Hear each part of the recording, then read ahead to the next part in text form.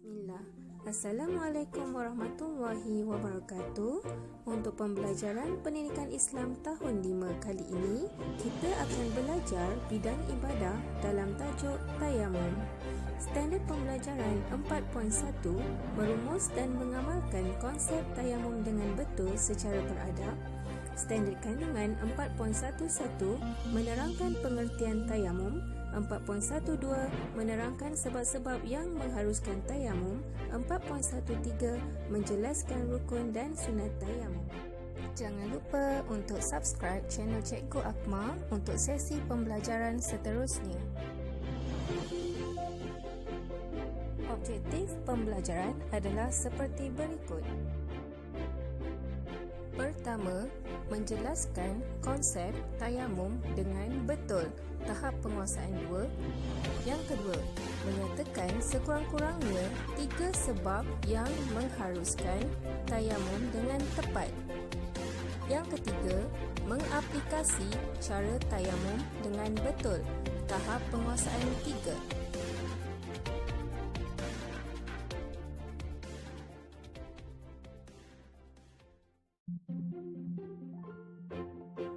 Anak-anak, lihat paparan gambar yang diberi. Gambar apakah ini? Ini adalah gambar tanah. Apa kegunaan tanah? Dalam subjek sains tahun 1, tanah merupakan satu sumber daya alam yang paling penting. Sebenarnya anak-anak, terdapat ayat dalam Al-Quran yang menegaskan bahawa Allah menghendaki kemudahan bagi para hamba-Nya.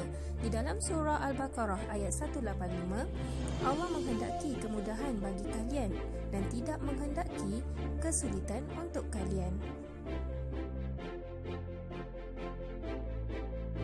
Seterusnya, apa itu tayamum? Tayamum artinya mengusap wajah dan kedua tangan dengan debu dengan cara yang khusus.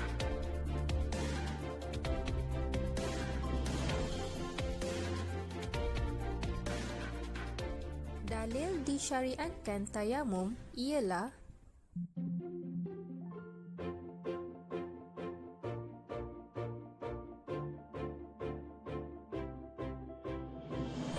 Allah Azza wa Jalla di dalam surah Al-Ma'idah ayat 6, dan jika kamu sakit atau dalam perjalanan atau kembali dari tempat buang air atau berhubungan badan dengan perempuan, lalu kamu tidak memperoleh air, maka bertayamumlah dengan permukaan bumi yang baik, iaitu bersih, sapulah mukamu dan tanganmu dengan tanah itu.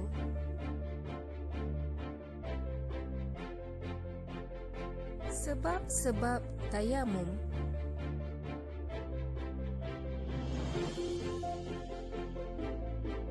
Yang pertama, tidak mendapatkan air walaupun sudah berupaya mencari sampai waktu solat habis. Kedua, ada yang lebih memerlukan airnya atau terbatasnya air. Yang ketiga, apabila menggunakan air membahayakan badan seperti sakit atau luka yang tidak boleh kena air.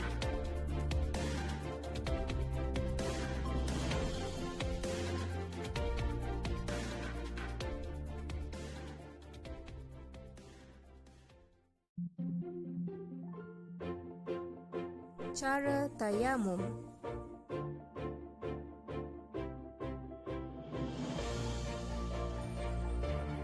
Berniat, membaca bismillah, mengusapkan kedua telapak tangan ke permukaan tanah dengan sekali usapan, kemudian meniupnya, menyapu wajah satu kali dengan dua telapak tangan, menyapu belakang telapak tangan kanan dengan tangan kiri dan sebaliknya.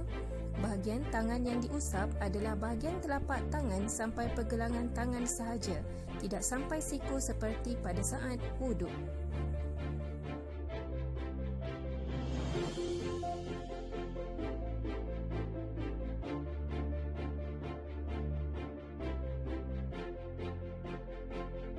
Berikut adalah cara tayamum.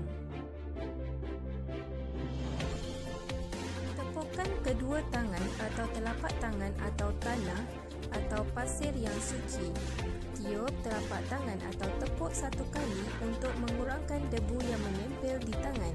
Kemudian usapkan pada wajah, kemudian usapkan telapak kiri di belakang telapak tangan kanan dan sebaliknya sampai pergelangan.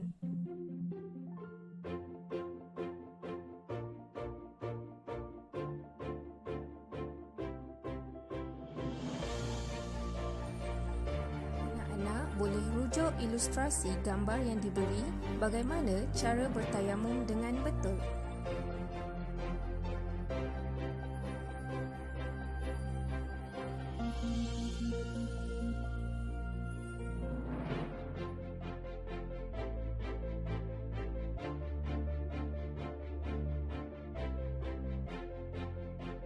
Keterangan.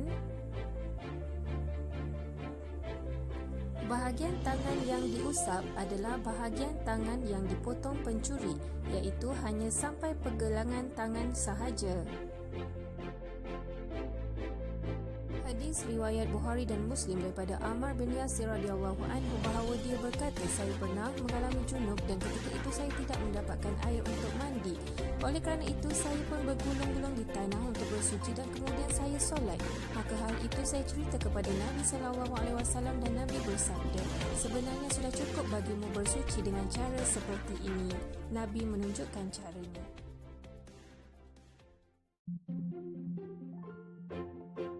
Keterangan.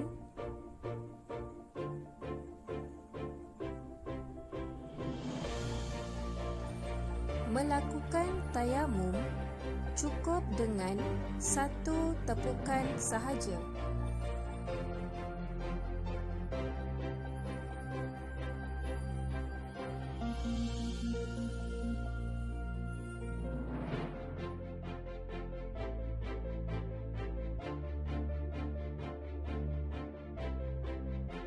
Pada hadis yang sama riwayat Bukhari dan Muslim, beliau bersabda, cukuplah bagimu seperti ini. Lalu beliau menepuk tanah dengan kedua tapak tangannya, lalu meniupnya, lalu diusapkan ke wajah dan kedua tapak tangannya.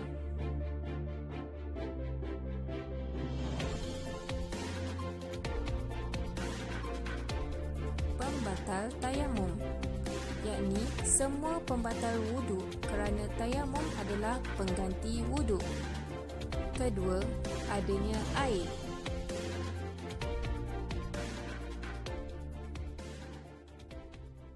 Pembatal wuduk adalah seperti apa-apa yang keluar dari dua jalan, yakni kubur dan dubur. Tidur pula sampai tidak sedarkan diri, baik dalam keadaan duduk menempel di lantai maupun tidak. Hilang akal bukan kerana tidur, menyentuh kemaluan tanpa alas dan makan daging unta.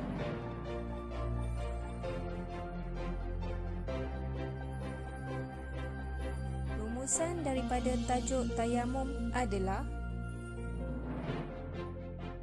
hukum asal tayamum adalah sebagai pengganti wuduk. Dibolehkan tayamum sebelum masuk waktu solat sebagaimana wuduk dibolehkan. Juga dibolehkan solat dengan sekali tayamum selama ia tidak batal.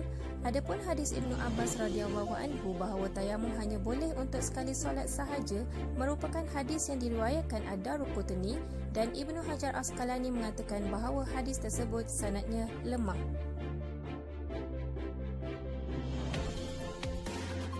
Semoga bermanfaat untuk semua. Apa yang baik datang daripada Allah dan yang buruk datang dari kekurangan cikgu. Wabillahi taufiq wal hidayah. Wassalamualaikum warahmatullahi wabarakatuh.